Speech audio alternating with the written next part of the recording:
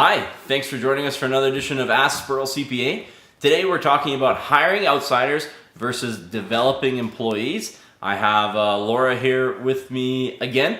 So Laura, are you expecting the big rush of emails to come in now that tax time is coming? Yeah, I'm ready for it. Seeing some papers come through the door, and yeah, it's one more month, I guess, till the deadline. So we have the quote that we have here today is Jim Collins, author of 6 books. And he says, larger-than-life celebrity leaders who ride in from the outside are negatively correlated with taking a company from good to great. 10 of 11 good to great CEOs came from outside the company, whereas the comparison companies tried outside CEOs 6 times more often. So the statistic, like what we're really drilling into here, is 85% of companies who outperformed the market for an extended period of time had internally promoted and developed CEOs. And the story that we get here is business owners, they come to us and they're looking to scale their business, and they're looking to bring in people from the outside to fill key high-level positions once they start to grow. So Laura, what are the questions that you think these business owners need to be asking?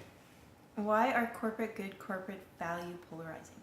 So good corporate values, they're polarizing because what you want from your values is that they turn as many people off as they turn people on.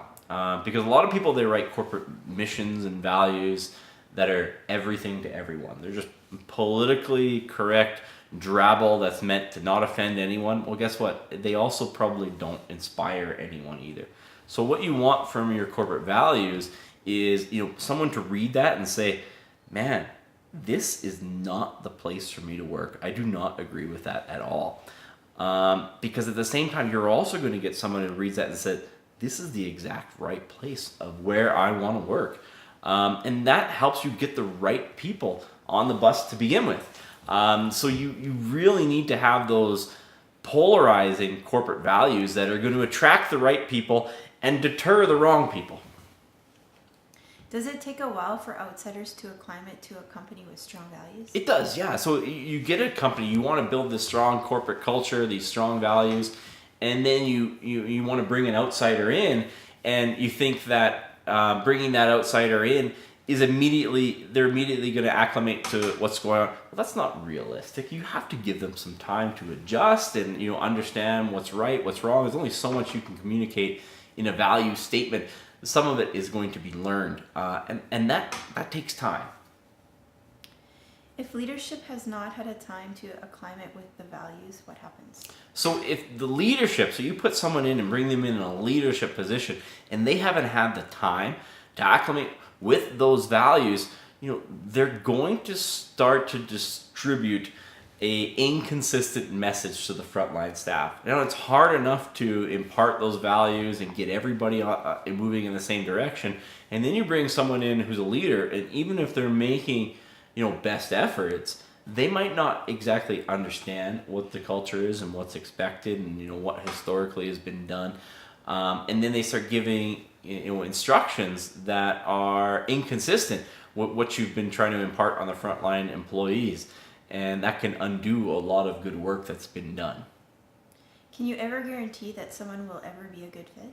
No, you can never guarantee that someone's going to be a good fit. So, you bring in someone that's, supposed to be a leader and everything looks good on paper and the interview checked out and you're positive about it, but then it doesn't work out. And, it's hard enough when that's a frontline employee, but if that's someone in a leadership position, they could do a lot more damage while they're there because they can, they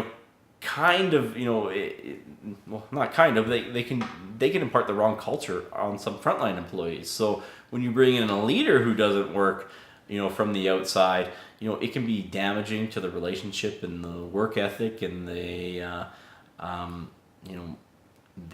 values that you're trying to impart on the frontline staff as well.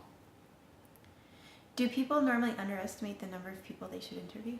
Yeah, 100%. We're going to underestimate the number of people that we need to interview. I think a lot of times you probably need to see 100 people to find one good person. And a lot of people think that I can just ask the right questions in an interview. It doesn't matter if it's the wrong person. It doesn't matter what you ask in the interview. It's the wrong person. It's like saying, if I had more scouts, if I had more time looking at scouting this one particular hockey player, that player would play better in the NHL. It doesn't matter if they weren't Connor McDavid to begin with. It doesn't matter how many scouts looked at them. It didn't matter how many questions you asked that candidate in an interview. If they're the wrong person, they're the wrong person. So you have to see way more people than you think you need to. Which is a problem when you're trying to bring in, key people from the outside, because it reduces, you have to see so many people, and there's few people who meet those key credentials. Why are differentiation factors so important to a business? So your differentiation factors are effectively why your customer chooses you over one of your competitors. We know that it's, price is not a sustainable differentiation factor. If you want to, build a sustainable business, you're either going to try to be faster or demonstrate that you a proficiency in a particular niche. You're going to try to demonstrate that you have longer tenure staff, or a better reputation, or you have proprietary equipment and processes that are difficult for your competitors to replicate. So these differentiation factors are the reasons why your customers choose you. How do effective differentiation factors make it more difficult to poach employees? So your differentiation factors, basically it's saying that customers are choosing you because you're doing something different than your employees. So what happens is you bring in a key person. That key person is going to have experience generally with one of your competitors. And the problem is your competitors are doing something different than you're doing, and that's why you're winning. That's why you're still getting customers, because you're doing things slightly different. You're not doing it exactly the same. So if you want to win at business, you do it slightly different than one of your competitors, and then your customers choose you. But if you do it slightly different than one of your competitors, when you bring someone in from the outside, they're not going to know exactly how you do it. So now you're going to increase the training time that's required. So it makes it difficult to poach high-level staff, because even if you do bring them in, they're not exactly sure how you do it. It's going to take them some time to get up to speed. Will helping employees progress in their career keep them more engaged? Yeah. So if you made the choice that we want to develop employees, we're buying in, we're drinking the Kool-Aid, that developing employees is kind of the way to go.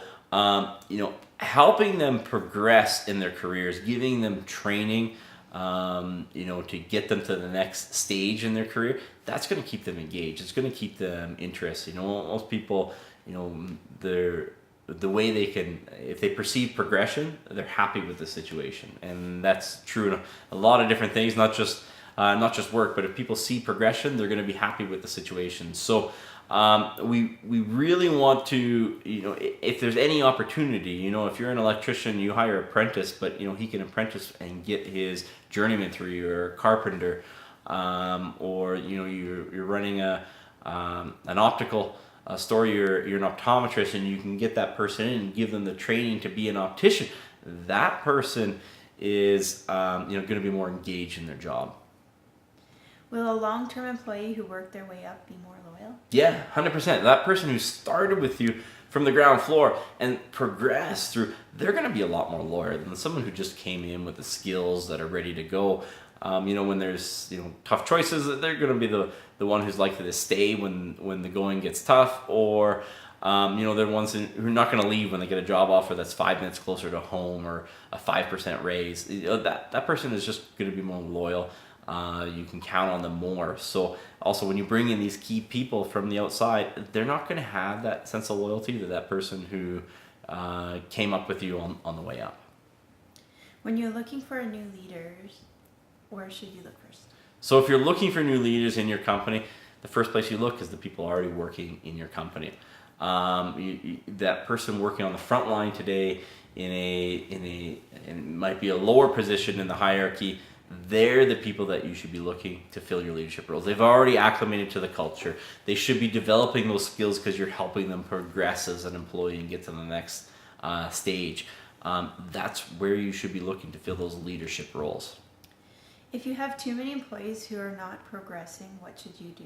So if you have too many employees, they're not progressing through their career and they don't demonstrate any leadership potential at all, you have to make room for some of them sometimes. So often you have to make some tough cuts, and you have to get some of these people, out who have no chance of progressing, because if you keep them on, you're saying the only way for you to scale is to bring in outsiders. And we know that bringing in outsiders is negatively correlated to success.